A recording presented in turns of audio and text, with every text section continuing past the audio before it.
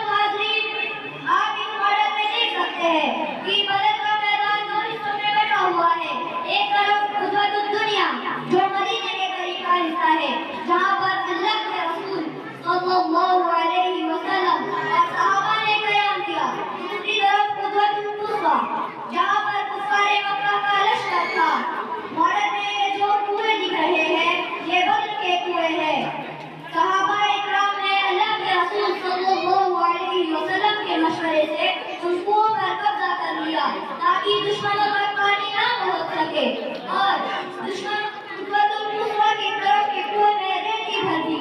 ये बड़ी हिम्मत अमली थी।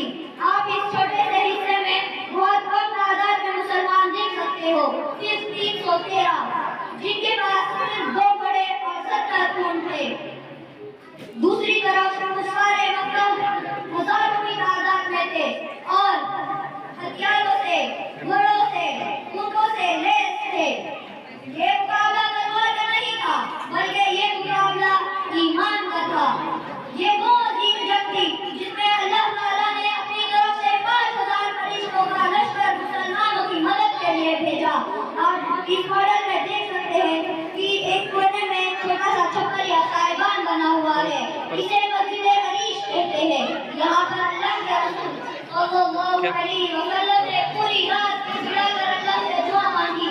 कहा, ए अल्लाह, आज ये मुसीबत जमात हलाक हो गई तो इस दुनिया में तेरी इबादत करने वाला कोई नहीं बचेगा। आप मॉडल में देख सकते हैं मुसलमानों की जमीन सख्त और सूखी है क्योंकि वहाँ पर बारिश भी हुई थी। मुसलमानों की तरफ